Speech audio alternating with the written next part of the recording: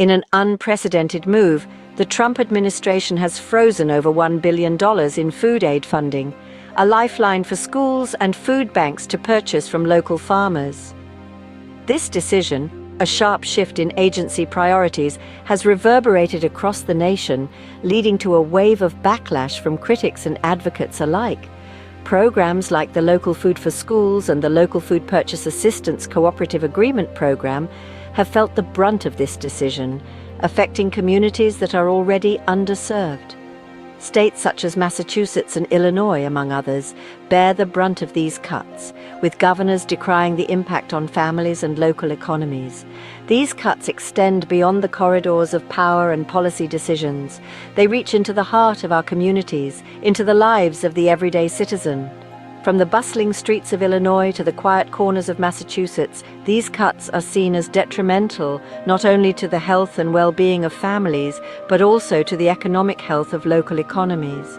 Congress, too, is considering cuts to school meal programs, triggering concerns about the impact on student health and access to nutritious meals. Advocacy groups, educators, and parents have raised their voices in opposition, highlighting the potential long-term consequences. Various organizations and officials have been vocal in their condemnation of this decision, spotlighting the negative consequences on students, schools, farmers, and local economies. They argue that these cuts will have devastating impacts on low-income families, farmers, and local economies. In another related development, a federal judge ruled that President Trump exceeded his constitutional authority by freezing Congress's funding for USAID. This has led to the termination of thousands of aid contracts and a significant reduction in USAID programs. This legal challenge brings into focus the broader implications of these funding freezes, not only on domestic policies, but also on US foreign aid efforts and national interests.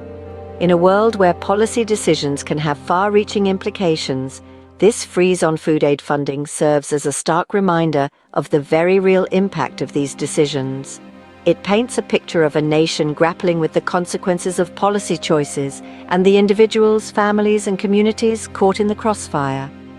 To sum up, the decision to freeze over $1 billion in food aid funding has far-reaching implications, affecting schools, food banks, and local farmers.